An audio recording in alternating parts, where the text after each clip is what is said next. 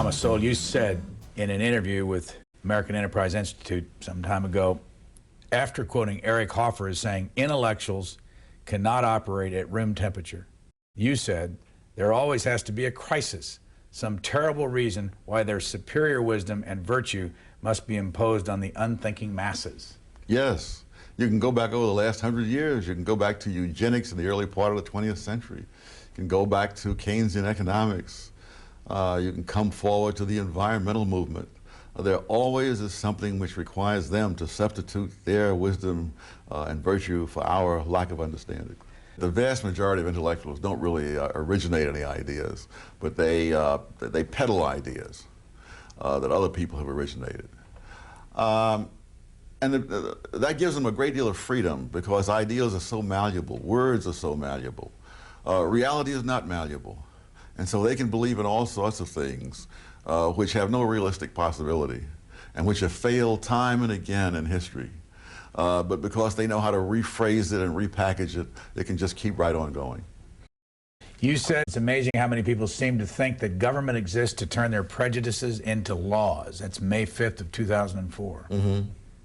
Yes. I hear people say, I don't understand why this company CEO makes all this money. The government should do something about it. Or they say, the pharmaceutical companies spend more on advertising than on research, and the government should stop that. And I remember writing back to one of these guys and saying, what facts do you have? What expertise do you have? What anything do you have that enables you to say how much advertising and how much research somebody else should be doing in a field that you have no knowledge of? But I think it's one of the sad signs, I think, of our educational system. We have people who really don't know very much about anything, who nevertheless feel entitled to, as I say, I have a right to my opinion. Well, hey, I wouldn't deny them that. It's just that they think that the government has a duty to make their opinion law. At one time, I thought that if the government took control of various things, they could do a lot, particularly for people who are poor, less fortunate in one way or another. Over time, I've learned that that really does not work. I mean, it sounds better, it doesn't work. Just recently, I came across one number which should have destroyed the whole notion of central planning, and it was that there were 24 million prices in the Soviet Union. Now, there's no human being capable of setting 24 million prices properly, especially when you realize that each price has to be set properly in relation to the other 24 million prices. So you can't even break it down and have, say, 24,000 people, each one with 1,000 prices, because the point is they all have to mesh relative to one another. But if you have a country of a couple of 100 million people, and each person keeps track of only a relatively few prices that affect that person, then it can work. The older I get, the more I realize that arguing on the basis of facts and logic gets you labeled as someone who is out of step with the times, if not lacking in compassion. Oh, absolutely. Absolutely. That we've reached a point where there are great numbers of people who don't argue in terms of what your facts are.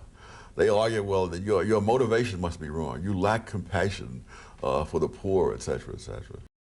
I wrote a book about the assumptions from which people start, assumptions about human beings in general. This is a book called Conflict of Visions. And once you start with a certain conception of human beings, an awful lot of other things follow when you talk about justice, about power, about equality, about all sorts of other things, depending on what's your assumption about the nature of man.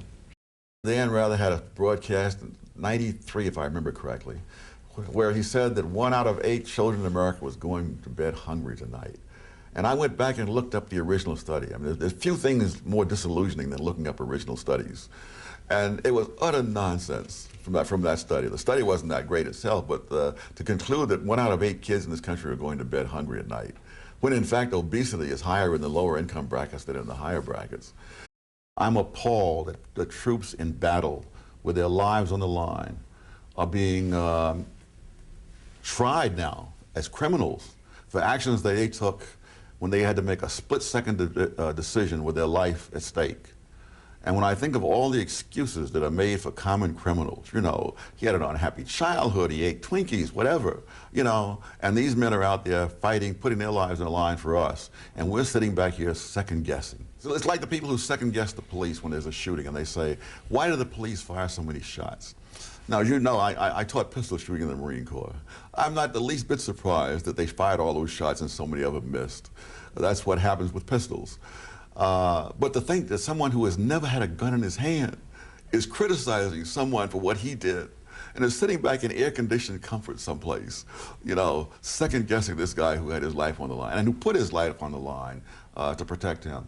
By and large, you're not seen often on television. Is that your choice? Yes. And why? There are very few programs on which you can say anything at a length and in a way that will get across what you're saying. And there are too many where you come on and they tape you for half an hour, and they put you on for 3 minutes, and then they put other people on after you saying things against you that you never have a chance to answer. And it just is not a forum in which to really get across what you want to say. Has it had any negative impact on your visibility or your ability to sell your books? Not that I know of, but of course we'll never know. You point out that 0.1% of the people in the world are Jews, but 29% of the Nobel Prizes in science and literature are Jews. Yes. Where did you find that, and what does that mean to you? It'll be in the footnote. I've read so much stuff I can't pinpoint it. But what it means to me is that, among other things, that there is one of many examples of groups that are wholly disproportionately represented in particular areas.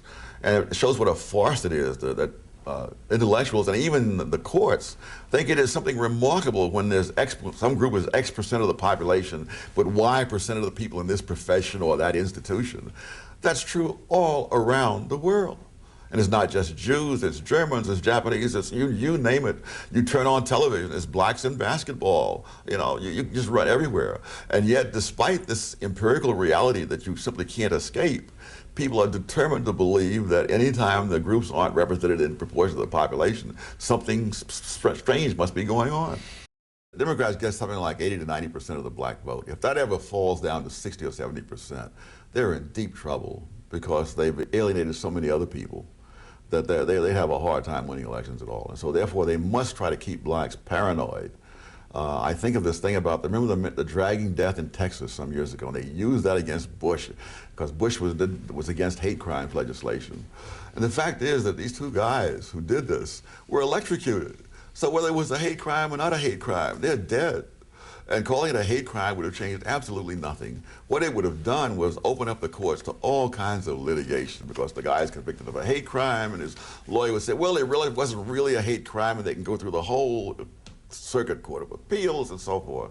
And so to me, I agree entirely with Bush on this particular point, that it doesn't matter what your motivation was. If you did it, you should pay the price. Why do so many blacks follow the Democratic Party then? Inertia. Don't forget the Solid South party that followed the Democratic Party for over a century. So blacks have been into this, what, 60-some years now. I'm hoping that blacks will wake up faster than the Solid South did. But these things go, the Jewish vote has gone Democratic by overwhelming majority, and it's hard to see why, given the policies and so on. But once this inertia gets going, it'll keep going for a long time. What's your impression of the internet and its impact on the society? Oh, I think it's opened up a lot of things. It's made it harder, I guess, for a totalitarian country to seal its people off from the outside world, and that can only be a good thing.